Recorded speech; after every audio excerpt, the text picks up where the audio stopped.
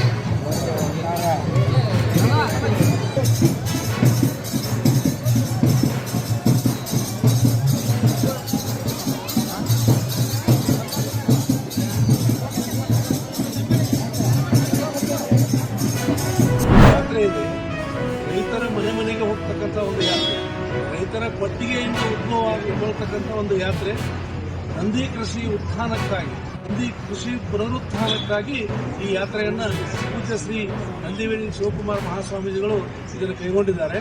ಈ ಯಾತ್ರೆಯಿಂದ ಮುಂಚೆ ನಾವು ಕಪ್ಪತ್ಕೂಟದೊಂದಿಗೆ, ಪರಿಸರದೊಂದಿಗೆ, ನಿಸರ್ಗದೊಂದಿಗೆ ಏನು ಒಂದು ದೇವರಂತ ನಾವು ತಿಳ್ಕೊಂಡಿದ್ದೀವಿ, ಆ ದೇವರೊಂದಿಗೆ ಭಾವಬಂಧ ಬೆಸೆಯುವಂಥ ಒಂದು ಕಾರ್ಯಕ್ರಮವನ್ನು ಮಾಡ್ಕೊಳ್ತಾ ಇದ್ವಿ ಮುಂಚೆ.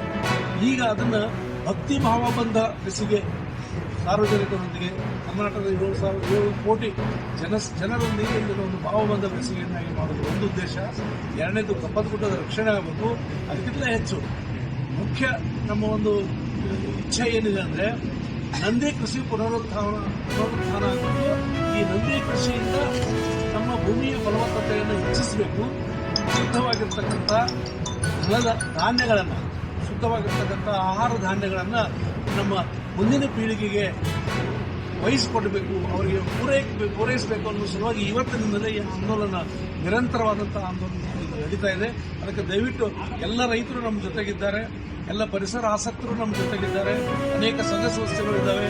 ಗುಲ್ಬರ್ಗಾದಿಂದ ಒಂದು ಸಂಸ್ಥೆ ಕೂಡ ಬಂದಿದೆ, ಗದಗದಿಂದ ಬಂದಿದ್ದಾರೆ, ಧಾರವಾಡದಿಂದ ಬಂದಿದ್ದಾರೆ, ಬೈಲಹೊಂಗಲದಿಂದ ಬಂದಿದ್ದಾರೆ. ಎಲ್ಲ ವಿಶೇಷವಾಗಿ ನಿಚ್ಚಣಿಕೆ ಗ್ರಾಮದಿಂದ ಇದು ಪ್ರಾರಂಭ ಆಗಿದೆ. ಚೆನ್ನಮ್ಮನ ಪುತ್ಥಳಿಗೆ ಮಾಲಾರ್ಪಣೆ ಮಾಡಿ ಚೆನ್ನಮ್ಮ ಕೋಟೆಯಿಂದ ನಾವು ಪ್ರಾರಂಭ ಮಾಡಿದ್ದೇವೆ. ಇದು ನಿರಂತರವಾಗಿರ್ತಕ್ಕಂಥ ಒಂದು ಆಂದೋಲನದ ಶುಭಾರಂಭದ ಶುಭಗಳಿಗೆ ಇದು. ಧನ್ಯವಾದಗಳು. ನಾನು ಮಾಂತೇಶ್ ಕೂಲಿಯವರು ಅಂತೇಳಿ ಕರ್ನಾಟಕ ಯುವ ರಕ್ಷಣಾ ವೇದಿಕೆ ರಾಜ್ಯ ಉಪಾಧ್ಯಕ್ಷರು. ಕಳೆದ ನವೆಂಬರ್ ತಿಂಗಳಲ್ಲಿ ಸುಳಿಬಾವಿ ರೋಡಿಗಾಗಿ ನಾವು ಹೋರಾಟವನ್ನು ಹಮ್ಮಿಕೊಂಡಿದ್ವಿ. ಪರಂತು ಅವಾಗ ನಮ್ಮ PSI ಸಾಹೇಬರನ್ನ ನಡೆದುಕೊಂಡು ಈ ಅಧಿಕಾರಿಗಳು ಕೆಲವೇ ದಿನಗಳಲ್ಲಿ ಆ ರೋಡನ್ನು ಮಾಡಿಕೊಡ್ತೇವಂತೇಳಿ ಆಶ್ವಾಸನೆ ಕೊಟ್ಟು, ಅದರ ಜೊತೆಗೆ ನಾಳೆ ನಿಮ್ಮ ಮಟೀರಿಯಲ್ ಬಂದು ಬೀಳ್ತೈತಿ, ದಯವಿಟ್ಟು ತಾವೆಲ್ಲ ಸಹಕರಿಸ್ಬೇಕಂತ ಹೇಳಿದರು. ಆಮ್ಯಾಗ 15 ದಿವಸ ಆದರೂ ಯಾವುದೇ ಕೆಲಸ ಆಗಲಿಲ್ಲ. ಮತ್ತು ಇಲ್ಲಿ ಬಂದ ಮನವಿ ಕೊಟ್ಟಾಗ ಇಲ್ಲ, ನಾವು ಪಂಚಾಯತಿಗೆ ರೋಡ್ ಬಂದ್ ಮಾಡಲಿಕ್ಕೆ ಲೆಟರ್ ಕೊಟ್ಟಿದ್ದೇವೆ ಅಂತ ಹೇಳಿದರು. ಅದನ್ನೂ ಸುಳ್ಳು ಹೇಳಿ ಮತ್ತೆ ನಾವು ಮನವಿ ಕೊಡಕ್ಕೆ ಇಲ್ಲಿ ಬಂದಾಗ ಇಲ್ಲಿ ನೋಡಿದರೆ ನಮ್ಗೆ ಯಾವುದೇ ಥರದಾದ ಪೇಪರ್ಸ್ ಇರೋಕ್ಕಿಲ್ಲ.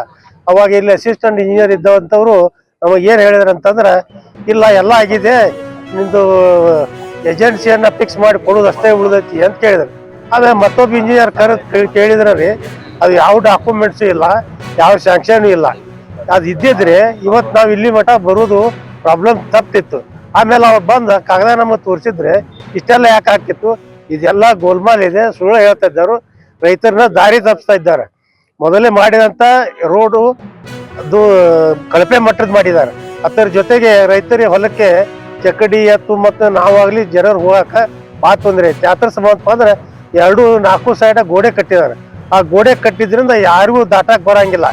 ಈಗ ನಾವು ಬೆಳೆದಂಥ ಬೆಳೆಗಳನ್ನು ತರಬೇಕಾದ್ರೆ ಭಾಳ ಹೈರಾಣ ಆಗ್ತಾ ಇದೆ. ಒಂದೊಂದು ಚೀಲ ಹೊತ್ಕೊಂಡ ಅಲ್ಲಿ ಸುಮಾರು 270 TMC ನೀರು ಖಾಲಿ ಪುಗಟ್ ಹರಿದ ಹೋಗ್ತದೆ, ಇಲ್ಲಿ ಸಮುದ್ರ ಸೇರ್ತದೆ. ಆ ನೀರನ್ನು ಇವತ್ತು ನಾವು ಉಪಯೋಗ ಮಾಡಿಕೊಂಡ್ರೆ ಆಂಧ್ರ ಮತ್ತು ತೆಲಂಗಾಣ ಮುಗಿದ ಮತ್ತು ಸಮುದ್ರ ಸೇರುವಷ್ಟು ನೀರಲ್ಲಿ ಅದಾವೆ.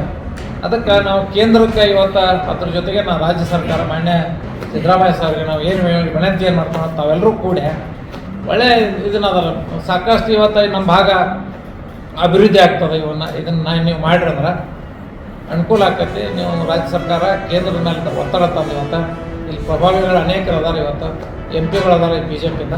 ಒಂದು ಬೆನ್ನತ್ತೆ ಮುತುವರ್ಜಿ ವಹಿಸಿ ಅಲ್ಲಿ ನೀರು ಕೊಟ್ಟು ಕೇವಲ 25ರಿಂದ 30 ಕಿಲೋಮೀಟ್ರ್ ಮಾತ್ರ ಅಲ್ಲಿಂದ ಧಾರವಾಡ ನಾವು ಇರ್ತಿರ್ತೀನಿ. ಇಡ್ಕಲ್ ಜಲಾಶಯ 80 ಕಿಲೋಮೀಟ್ರ್ ಅಂತ ಹೇಳಾಕ್ತಾರೆ. ಹುಬ್ಳಿಗೆ ಹೋಗ್ಬೇಕಾದ್ರೆ 100 ಕಿಲೋಮೀಟ್ರ್ ಆಗ್ತದೆ. ಅಲ್ಲಿ ಬರ್ತಕ್ಕಂಥ ಒಂದು ಕೆಟ್ಟ ದಿವಸದೊಳಗೆ ನಮಗೆ ನೀರು ಸಹಿತ ಸಿಗಂಗಿಲ್ಲ, ಭೂಮಿಗೆ ಸಹಿತ ಬೆಳೆ ಬೆಳೆಯಂಗಿಲ್ಲ. ಬೆಳೆ ಇದ್ರನ್ನ ನಾವು ಬದುಕಕ್ಕೆ ಶಕ್ಯತೆ.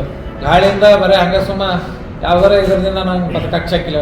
ಹಣ್ಣು ಬೇಕು ಎಲ್ಲರಿಗೂ. ಇವತ್ತು ಆ ಹಣ್ಣು ಕೊಡ್ತಕ್ಕಂಥ ರೈತರಿಗೆ ಕೂಡ ಎಷ್ಟು ನೀರು ಕೊಡ್ತಾರೆ ಅನ್ನತಕ್ಕಂಥದ್ದನ್ನು ತಾವು ಆಲೋಚನೆ ಮಾಡಬೇಕು.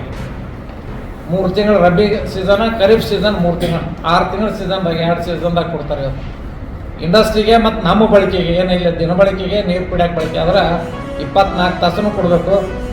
ಒಂದು ವರ್ಷ 360 ದಿವಸನೂ ಕೊಡಬೇಕು ಪ್ರತಿ ವರ್ಷ. ಇಷ್ಟು ನೀರು ಸತತ ನೀರು ಆದರೆ ಇದು ಪುರಸ್ಥಿತಿ ಏನಂತಕ್ಕಂಥದ್ದನ್ನು ಆಲೋಚನೆ, ಗಂಭೀರವಾದಂಥ ಆಲೋಚನೆ ಜನಪ್ರತಿನಿಧಿಗಳು. ಈಗ ಮುಖ್ಯವಾದಂಥದ್ದು ಮಾಡೋದಾದ್ರೆ ನಮ್ಮ ಜಾರಕಿಹೊಳಿ ಸಾಹೇಬ್ ಮಾಡ್ಬೇಕು. ಯಾಕಂದ್ರೆ ಅವ್ರು ಇಬ್ಬರು ರಮೇಶ್ ಜಾರಕಿಹೊಳಿ. ಆದ್ಮೇಲೆ ಎಲ್ಲ ಸುದ್ದಿಗಳನ್ನು ನೋಡಿದ್ರಲ್ಲ, ಏನು ಅನಿಸ್ತು ನಿಮಗೆ?